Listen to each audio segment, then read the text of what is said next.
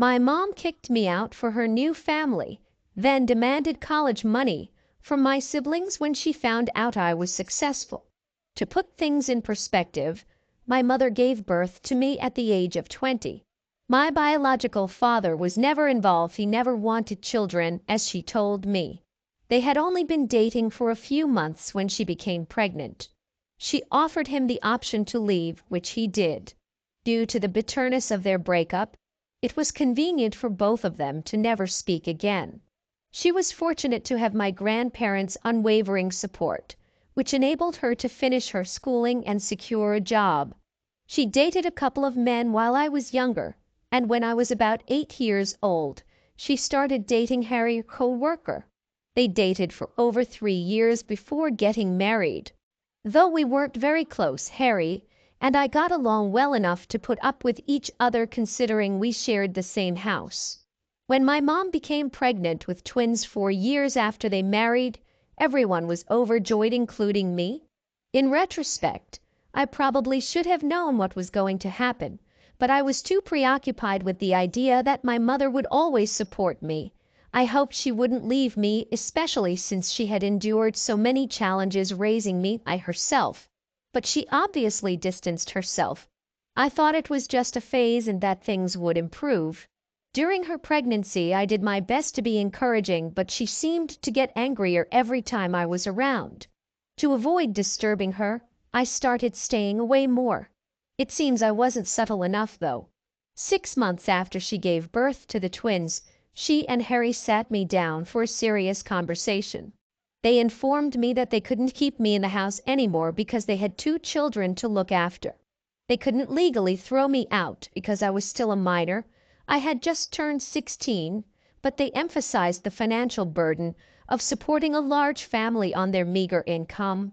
Since we had been living comfortably up until that point, I honestly didn't think it was hard to maintain a household with 2 adults, 1 teenager, and 2 kids on the salaries of 2 web engineers. It was clear to me that they only wanted me gone. I didn't want to leave, so I tried to offer solutions. But my mom said she wanted to save money and resources for the children, who deserved it more. That was all it took for me to realize I had to leave. It was obvious that no one wanted me. After I left without even being told where to go, their strategy had worked. It wasn't technically an eviction, but it felt like one. I went straight to my grandparents' house. Although they were upset with what my mom had done, they didn't cut her off. They wanted to be there for the twins. At 16, I started working part-time because I could no longer rely on my grandparents financially. They were elderly and couldn't help me much. When my mom and Harry visited them with the kids, I would see them every now and then, but they rarely asked about me. They were distant, almost as though they were happy without me. I was saddened by my mom's apparent decrease in irritability, but I knew there was nothing I could do. I lived with my grandparents until it was time to go to college. Even then, my mom wasn't involved. I had to rely on friends to help me get settled in my dorm because my grandparents were too old and sickly to assist me, and my mom and Harry refused. They preferred to save money for the twins' future. I took out a student loan and one of my uncles co-signed it. Fortunately, he agreed to help as long as he wouldn't be responsible for the costs. I worked while in college to ensure I didn't fall behind on payments and to give myself a financial advantage. My mom and I barely spoke after I started college, and only my grandparents attended my graduation. My mom didn't even bother to congratulate me. I started living independently after college, working hard to pay for rent, utilities, groceries, and even starting to pay off my debt. Though I didn't make much money in the beginning, I managed to keep up with everything.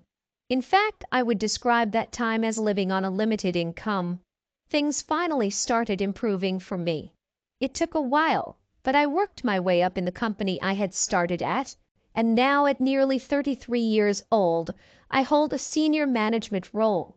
About 4 months ago, I received a big promotion, though I kept it a secret, sharing the news with only a select few. To thank my uncle for co-signing my student loan, I informed him about the promotion. Apparently, he told my mom and Harry at a family gathering, urging her to reach out and congratulate me. She didn't. A few weeks later, my mother showed up at my house with Harry, insisting on talking to me. I should mention, I haven't spoken to her since I started college. I blocked her everywhere and cut her out of my life after graduation, because I didn't see any point in hoping she would change her mind. I assumed she hadn't even noticed. Only my grandparents, who knew how I felt about discussing my mother, were in contact with me, and they steered clear of the subject. I didn't realize that my mom and Harry had been struggling financially for years until they arrived at my door. They admitted it, and then they got straight to the point. They needed money. Specifically, they wanted me to pay for my siblings' college education. At first, they tried to make it seem like I owed them something because I had been doing well in life. They said I should have understood their decision to prioritize the twins' needs over mine. But the truth was I had never questioned their choice to put the twins first. I just left them alone. Now, they were trying to guilt-trip me into paying for the kids' schooling. I told them right away that I wouldn't be doing that. It was disrespectful for them to think they could coerce me into helping.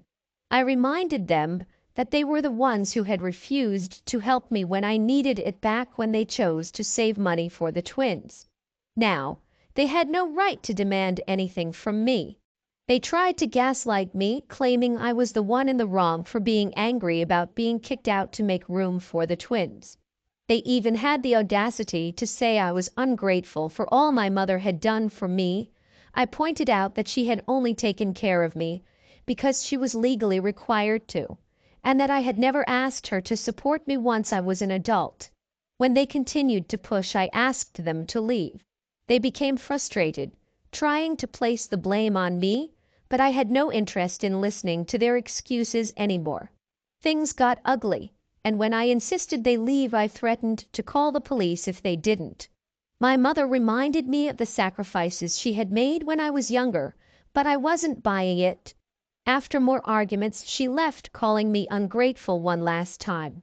Since then, I've been struggling to figure out if I'm in the wrong for not helping my siblings, or if I'm simply refusing to be manipulated by people who never had my best interests at heart.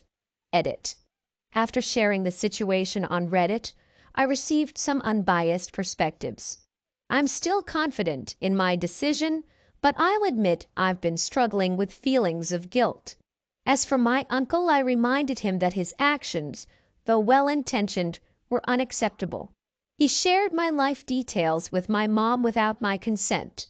He apologized for that, and while I don't plan to cut him out, I let him know that he shouldn't have interfered. Update 1. Since my last post, things have taken a more intense emotional turn. After I cut off contact with my mom and told her I wasn't going to pay for the twins' college tuition, she didn't take it well at all. She didn't respond to my text right away, so I figured she had gotten the message, but I was wrong. Over the next few weeks, I started receiving emails from her almost every other day. These weren't just regular emails. She would list out everything she ever did for me growing up, as if that somehow justified what she did to me when I was older. She went on about how hard it was for her to raise me by herself and all the sacrifices she made, even bringing up things like how she'd given up her entire life for me. The more I read, the more frustrated I became. She framed her actions as if she were some kind of martyr, constantly reminding me of the hardship she endured. But what she kept ignoring was that as a parent, she had a legal obligation to take care of me, especially when I was a child. It wasn't charity. It was the minimum. And when I was older, she had no problem discarding me when the new family came along. At first, I didn't respond. But after a couple of weeks, I couldn't take it anymore, so I wrote her a long, detailed reply. I told her everything I'd been feeling for years: the abandonment, the manipulation, how her decision to kick me out didn't just affect my life, but also the trust I had in her as a mother. I reminded her that the twins weren't my responsibility, and that my success didn't entitle her to anything. She didn't take it well, of course. In fact, her response was almost identical to every other argument she'd made before she called me ungrateful and said I was cutting her out because I couldn't appreciate everything she had done for me. In her mind, I should just be grateful that she didn't let me fall through the cracks completely, and that she raised me to be a capable adult. But that was never the problem. The problem was that she chose her new family over me without hesitation, and she never once seemed to care about the emotional toll that took. She chose to save her money for the twins, never once asking if I needed anything or even acknowledging that I was struggling. I'd always had to figure things out on my own. After I sent that email, I thought it would be the end of it. But then a few days ago, I started receiving even more emails, some of them passive-aggressive, some full of anger, and others simply trying to guilt trip. She said things like, "I guess I'll just have to live with the fact that my child doesn't care about me." It was exhausting, and it felt like the same guilt tactics she had always used. Finally, I blocked her email account. I couldn't do it anymore. It wasn't just the manipulation, it was the fact that she never ever took responsibility for her own actions. It was always someone else's fault. My mom's idea of parenting was that I should be constantly grateful for the scraps she gave me, and that if I ever dared ask for more, I was somehow ungrateful. After blocking her, I felt a huge sense of relief. It's like I could breathe again. Update 2.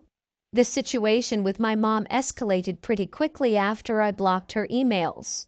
A few days ago, I received a call at work. It was the receptionist letting me know that my mom was in the lobby, demanding to speak with me. I was stunned. What was she doing there? I had made it clear I didn't want to talk to her.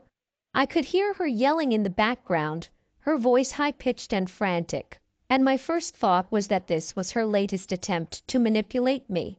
I knew if I didn't act quickly, she would try to turn this situation into one where I felt obligated to listen to her. So I stayed calm. I asked the receptionist to tell her I wasn't in the office, which wasn't exactly a lie. I'd stepped out to grab a coffee. But when I returned a few hours later, she was still there. Apparently, she had refused to leave. She just kept saying she was waiting for me to show up. This time I took a different approach. I called the receptionist and told them that if my mom didn't leave, I would call security. I didn't want to do that, but I was done being manipulated. I made it very clear to my mom that she had no business showing up at my place of work unannounced. When she heard what I'd said, but I knew this wouldn't be the last time she'd try something like this. It felt like I was always on the defensive, trying to protect myself from her emotional manipulation. A few hours later, I received a voicemail from her. In it, she screamed about how I was shutting her out of my life and how I had no right to treat her like this. She called me a cold-hearted person and said I had ruined our relationship forever. That voicemail only made me feel more certain in my decision to cut her out of my life. If she couldn't understand the damage she had done to me, if she couldn't see how much she'd hurt me, then what was the point of trying to repair anything? Update 3. Things took a dark turn just a few days ago. I came home from work to find my mom sitting on my front steps. I had been avoiding going back home because I knew she was likely to try something. But this time, it was worse than I could have imagined. She had waited for me to return, determined to have a confrontation. I didn't want to engage, but I didn't want to leave her there either. So I walked up to my front door, calmly asking her what she was doing there. She started immediately rambling about how we needed to talk, about how I was being unreasonable. But I knew exactly what she wanted, a chance to manipulate me back into her life. I told her very firmly that I wasn't interested in talking. I explained that if she didn't leave, I would call the police. That's when things got physical. She lunged at me. I wasn't expecting it at all. I stepped back, and she grabbed my arm, trying to force me to listen to her. In the process, My phone slipped out of my hand and crashed to the ground. I was caught off guard, so I didn't react immediately. But then she started shouting at me, screaming things like, "You ruined everything, this is your fault." It was like all the years of repressed anger and frustration came pouring out in that moment. I tried to push her away, but she kept trying to hold me in place. It felt like everything that had built up over the years in neglect, the emotional manipulation, the constant guilt trips was finally coming to a head. At that moment I knew I needed to protect myself. So I managed to get free and started dialing 911. I didn't know what she would do next, and I wasn't about to let her make things worse. She saw me dialing the police and started shouting at me to stop. Luckily, my neighbors must have heard the commotion, and they called the police before I even had the chance to finish the call. When they arrived, they restrained her, and after a quick assessment, they told her to leave. She didn't get physical with the officers, but I could see the rage in her eyes. She was fuming, blaming me for everything, including what had just happened. I'm grateful that the police took my side in all of this. They didn't waste time asking questions, they just removed her from the premises and made sure I was safe. Now I'm looking into filing a restraining order. I'm done tolerating her in my life. I don't trust her anymore, and I can't let her destroy the peace I've fought so hard to build. It's taken years to get to this point, but I'm finally starting to feel like I can move forward without fear of being dragged back into her toxic cycle. I've also begun the process of working with a lawyer to figure out what my legal options are. I'm not sure what that will entail yet, but I'm prepared to take whatever steps necessary to protect myself. My mental health is too important, and I've reached a point I've started to realize that I don't owe her anything. Not my time, not my money, not even an explanation anymore. My success and the life I've built are my own. The damage she did to me is something I'll carry with me, but I won't let it define my future. I'm focusing on my career, my happiness, and moving forward in a way that I can be proud of. My grandparents are still in my life, and they've been incredibly supportive through all of this. They've made it clear that they're on my side, and they've even stopped contacting my mom altogether, which I know wasn't an easy decision for them.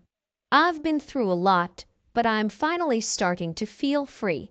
My mom's decisions are hers to live with now, and I'm done carrying her burdens for her.